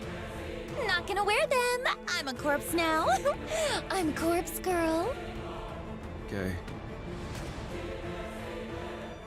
What the actual fuck? Kojiro is Noriko, unimpressed. put these on. Tomoe appears from nowhere and thrusts her hands out. In her fist is a shirt and a pair This is of all I have with me. tracksuits. Take them. Hands, but they don't belong to me. I reach out to grab the clothes, but then I push Tomoe's hand aside at the last second and send the garments flying out of the van. Little bitch. Look at me. I'm a corpse. I'm corpse girl. Get inside the body bag with me, Tomoe. I want to snuggle. Ain't no way in hell that's gonna happen. You finally cracked. I think this is serious. No way. You think? She's lost her mind. We gotta take her home. Yeah. Noriko, get out of the van. Sit in the passenger seat. No. Noriko, please. We're worried about you. We're gonna take you home. I don't have a home. I'm a corpse, remember? Take me to the morgue. I perform my best corpse impression by sticking my tongue out of my mouth and rolling my eyes back. When nobody laughs, I decide to laugh for them.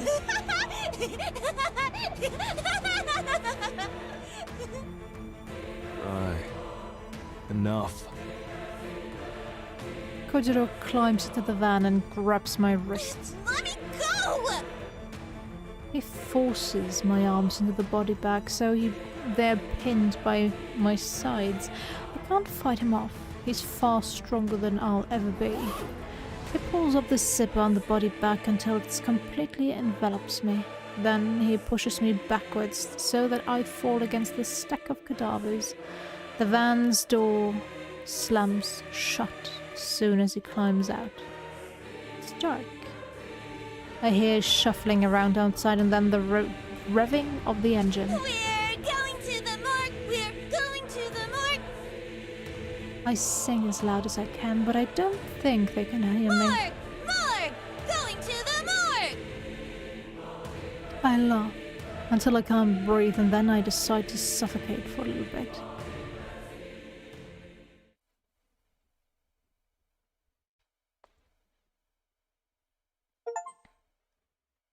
Act 1 finally clear. Oh my god. Act 2, Kojiro. Oh, are we actually getting this from Kojiro's perspective now? 1 month later. This is his room? July 30th. Thursday morning.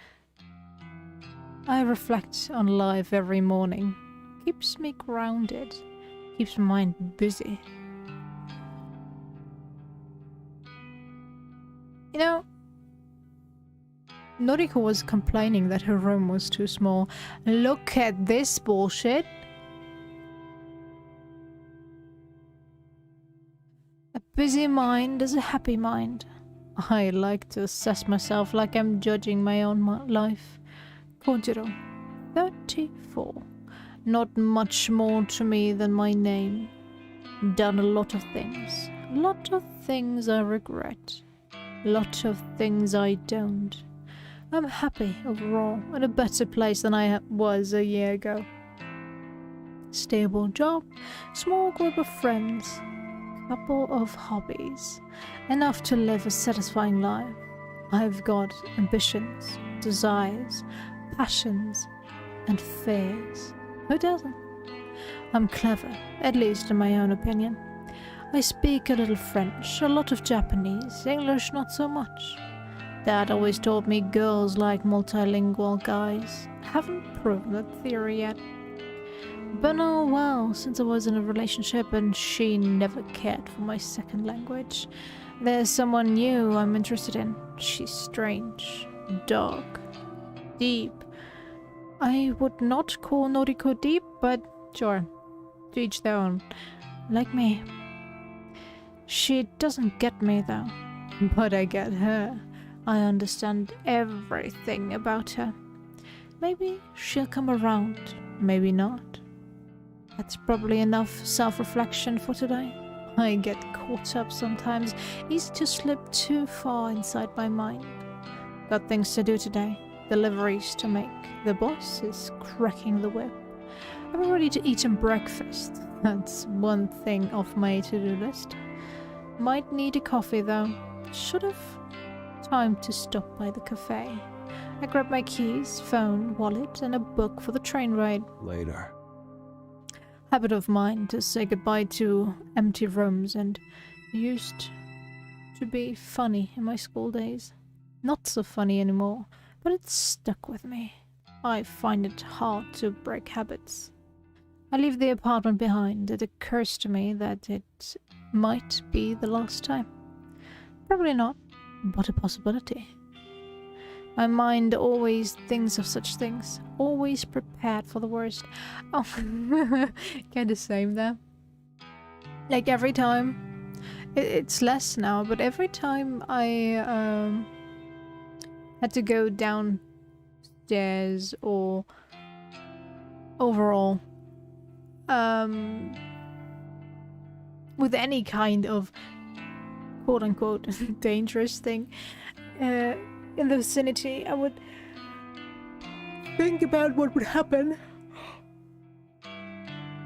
if I tumbled down the stairs, or I don't know, with the bread slicing machine, if my finger was just an inch too far. That would actually cut off parts of my fingers, something like that.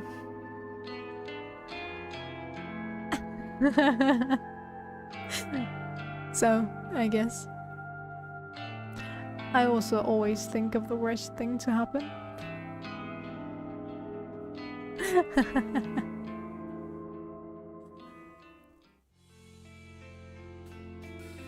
Benefit of living near the train station is not having to walk far, but the noise pierces my apartment. I've learned to sleep through it. The platform is quiet today. Must have beaten the rush. Going straight to the factory today, that blonde girl would drive from here there. Toma, always on the tip of my tongue. I like the factory. Spent a lot of time there with Dad. He worked hard, but he always had time for me. But the factory is different now. Colder. Reminds me too much of the morgue. Not surprising though. Not since Noriko made it her home. She calls it the corpse factory. Not a fan of the name. I like morbid things, but the factory means a lot to me. Now it means nothing. It's just a place to go. I still see Dad there sometimes. I picture him working away. I know he's not really there. Just my mind remembering better times. I miss him a lot. I hope he's proud of me. Can you help me load up? Yeah. The blonde girl is standing by a flatbed trolley. It's piled high with 4 cadavers. Each one is sealed in an HRP. I take the trolley and steer it towards our van. The back door is already open. A quick peek inside reveals Noriko is not hiding within. Okay. I hoist the first cadaver off the trolley and load it in the van. The second one follows, then the third. I wipe a trickle of sweat from my brow. Hot today. Should take off my coat. Maybe later. One more cadaver on the trolley. Into the van it goes. You're pretty quick at this. Yeah. I gotta ask, why are you still helping her? Loyalty? Yeah, right. She means a lot to me. Well, why? Even if I don't mean much to her. I don't think anyone means much to her anymore. Might be right. I look straight at the girl. Not the type I'd normally associate with. Girls like her usually think I'm a freak. Or not normal. Either or. But we've gotten to know each other a little. Wouldn't call her a friend Why do yet. you still hang around? Dunno. All this shit freaked me out from the start, but it's weird. Feels like we're achieving something, you know? Achieving what? Yeah.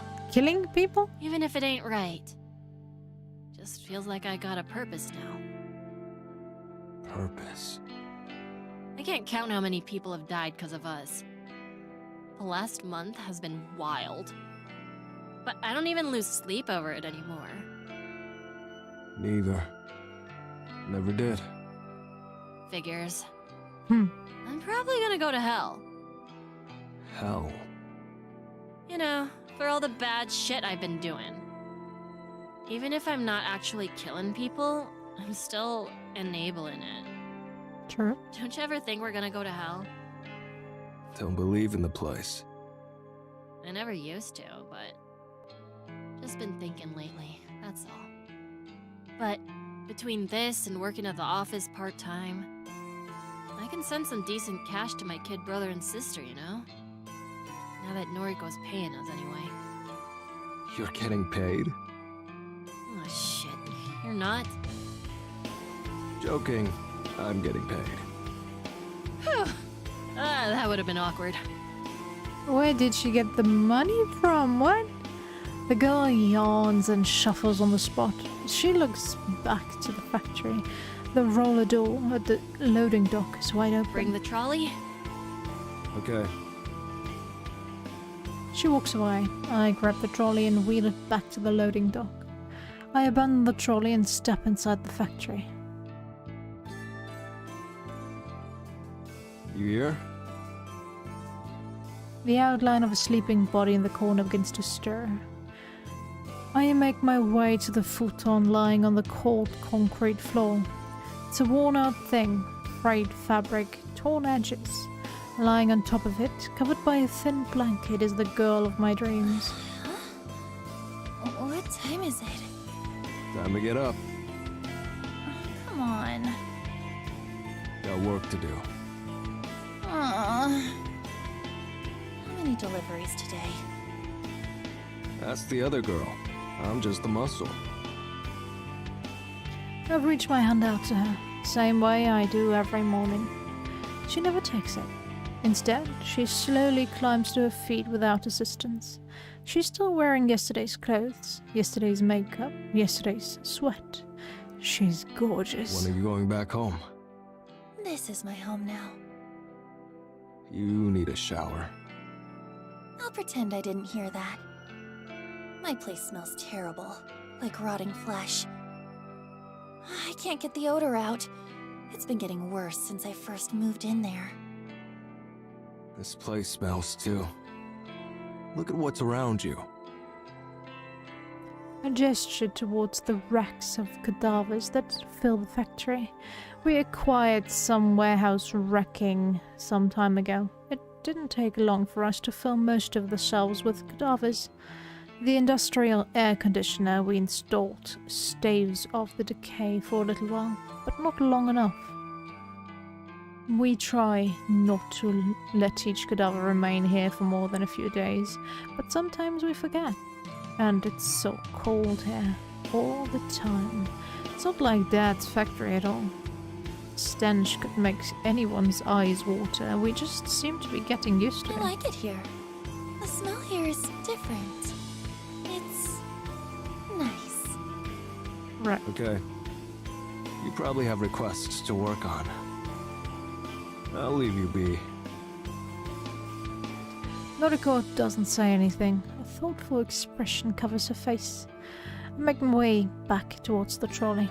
We've been overwhelmed with work lately. Seems like Corpse Girls' website has become the next big trend in Japan. Dozens of requests pour in every day. A lot of people are wanted dead. I don't care about the reasons why. I just do the work. It's all for Noriko. Couldn't care less about Corpse Girls' ambitions or whatever she normally says. I want to prove to her that I'm useful, good, worthy. This is the only way I can think of to earn her love. Okay, so sad.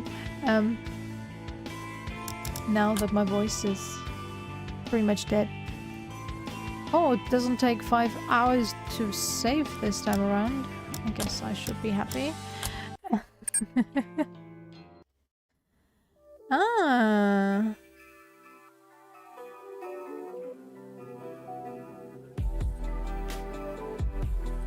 Why is she here? Why is she here? Why is Aoi on this one? I don't get it.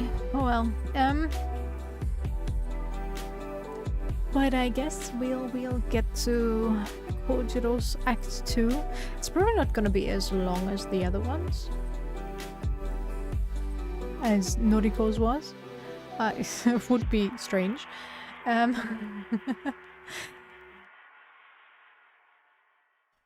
Let's hope for the best that we can finish that tomorrow.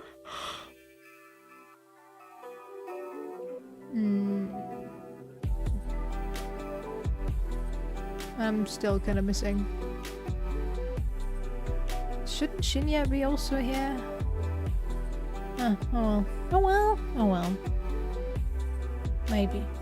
He'll join us eventually. Oh well. As always, thanks for sticking around. I hope you enjoyed it. I'll see you next time. Take care. Bye bye.